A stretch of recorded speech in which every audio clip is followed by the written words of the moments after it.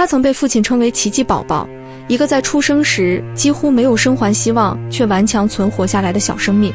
3年后，这个奇迹却在另一场人为的灾难中凋零，而那些本该保护他的制度和人们却成了悲剧的帮凶。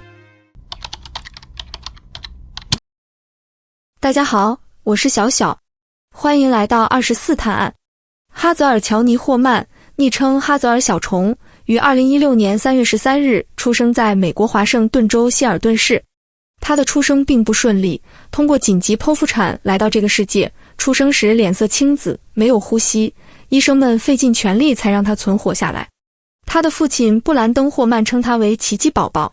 哈泽尔是一个充满生命力的孩子，他有一头长长的栗色头发，一双大大的棕色眼睛，戴着圆形眼镜显得更加灵动。他喜欢唱《宝贝鲨鱼》，喜欢看动画片《莫阿娜》，最爱的食物是鸡块。他还有一个特别的习惯，喜欢把自己想象成书中故事的主角，融入奇幻的冒险世界。更令人动容的是，哈泽尔拥有超越他年龄的同理心。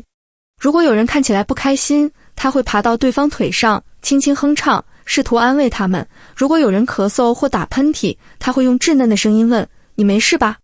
他的姑姑阿什利回忆，这个小女孩渴望成为这个大世界的一部分，可惜这个世界对她太残酷了。然而，哈泽尔的家庭环境却远非理想。他的母亲马多拉·彼得森只有17岁，父亲布兰登26岁，两人关系不稳定，经常争吵，家庭经济拮据，情感上也缺乏成熟度。布兰登在建筑行业工作，经常不在家，而马多拉作为一个青少年母亲，难以应对育儿的巨大压力。这样的环境无法为哈泽尔提供他需要的稳定与安全。2017年11月2日，哈泽尔仅19个月大时，一场家庭危机改变了他的人生轨迹。一位亲戚报警称，布兰登和马多拉发生激烈争吵，布兰登涉嫌对马多拉实施暴力，导致他眼部受伤。更令人担忧的是，哈泽尔就在争吵的公寓中。警方赶到现场时，布兰登拒绝开门，也不允许马多拉离开。事件升级为长达5小时的僵持，警方甚至出动了人质谈判专家和装甲车。这场危机最终以布兰登被捕告终，他被控4级袭击罪。华盛顿州儿童、青年与家庭部门 DCYF 介入，认定哈泽尔的家庭环境不安全，将他暂时安置在布兰登的母亲塔米和继父戴尔莫滕森家中。在祖父母的照料下，哈泽尔的状况逐渐好转。入住时，他的牙齿状况已经很差，嘴唇上有疮，夜里经常被噩梦惊醒。塔米和戴尔不眠不休地陪伴他，带他看医生、牙医，为他建立规律的生活。他们带他去公园散步，陪他玩耍，帮他克服害羞，学会自信地走路、跑步和欢笑。哈泽尔喜欢用手机拍视频和自拍，喜欢去动物园看猴子，收集毛绒小马玩具，沉浸在自己的小世界里。姑姑阿什利回忆，他就像我的亲生孩子，我们全家都深爱着他。在祖父母家的1年半时间里，哈泽尔从一个受惊的孩子变成了一个活泼开朗的小女孩。然而，这段平静的生活并没有持续太久。为了重新获得哈泽尔的抚养权，布兰登和马多拉需要满足 DCYF 的严格要求，接受戒毒治疗，完成育儿课程，接受心理咨询，并遵守法院的禁止接触令，保持彼此分开。然而，两人都未能履行这些条件。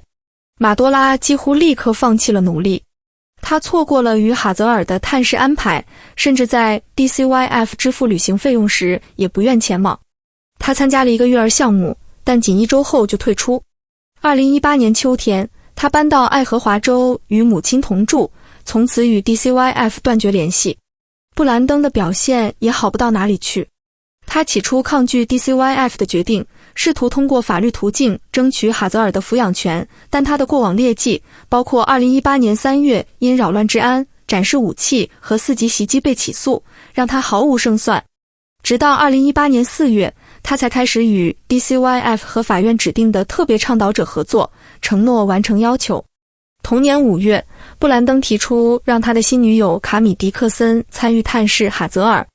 DCYF 对卡米进行了背景调查，发现他在2012年曾因盗窃和非法侵入被定罪，2017年因干扰证人被定罪，且有吸毒史。DCYF 要求卡米完成多项康复项目并找到工作。在他满足条件后，获准在监督下与布兰登一起探视哈泽尔。2018年12月 ，DCYF 评估了布兰登的进展，结论是他并未取得持续且可衡量的进步。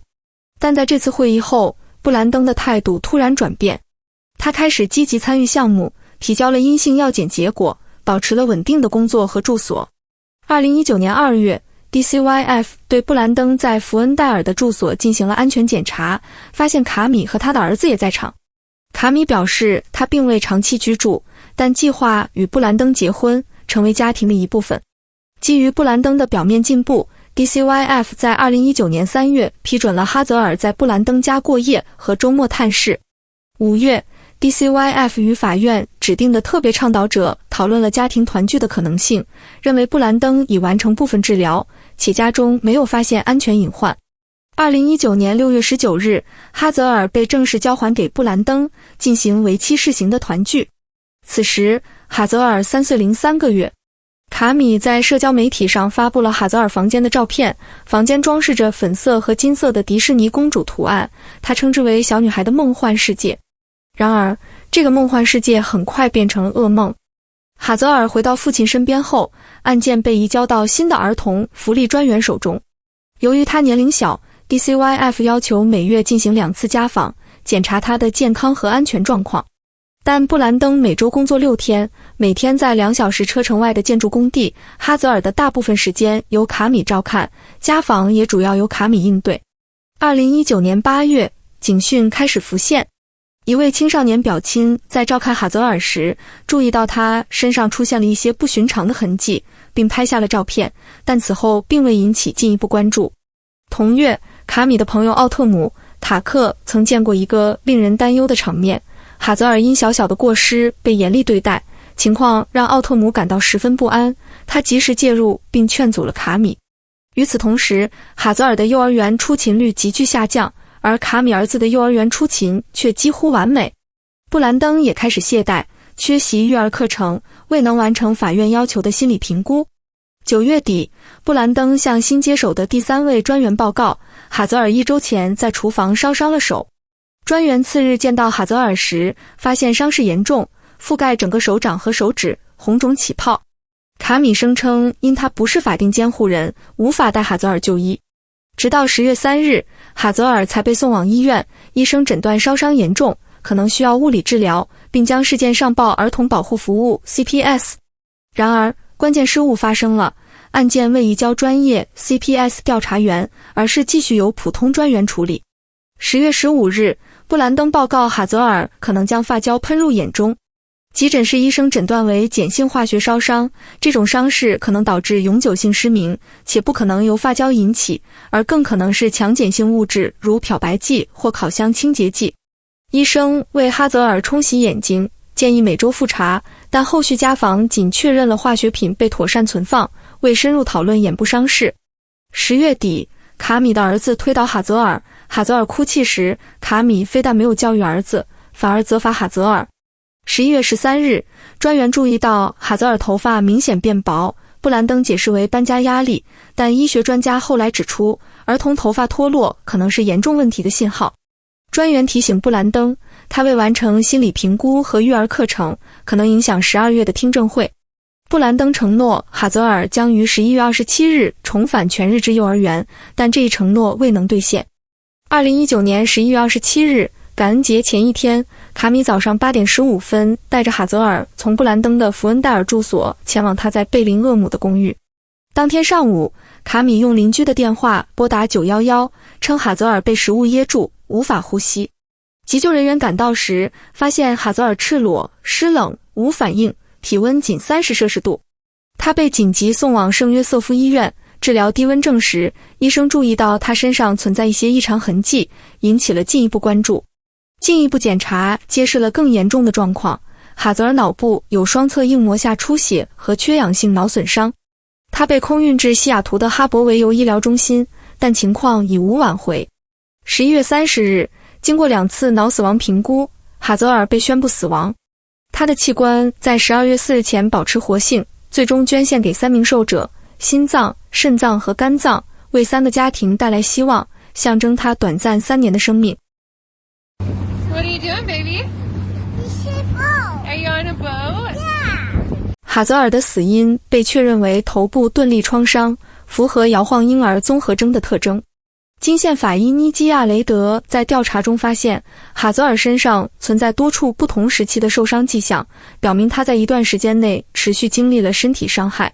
这些伤势发生在2019年6月至11月之间，与哈泽尔回到布兰登家中的时间相吻合。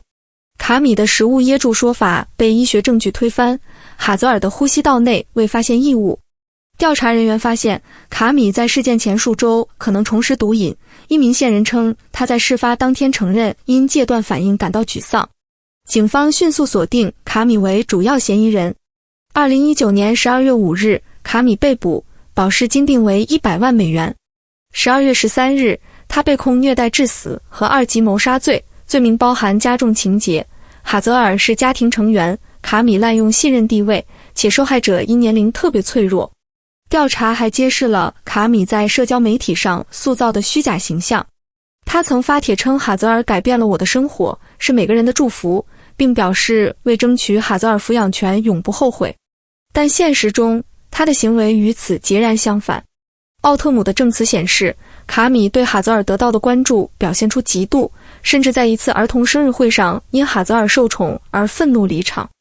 卡米的审判于2022年4月开始，持续95天，成为沃特科姆县历史上最长的刑事审判。控方详细呈现了哈泽尔5个月内的持续伤害，强调卡米作为主要看护者的责任。他有意隔离哈泽尔，减少与家人、朋友和幼儿园的接触，以掩盖虐待痕迹。奥特姆的证词揭露了卡米对哈泽尔态度冷酷，曾以不当方式对待他。医疗专家一致认定，哈泽尔的伤势并非源自意外。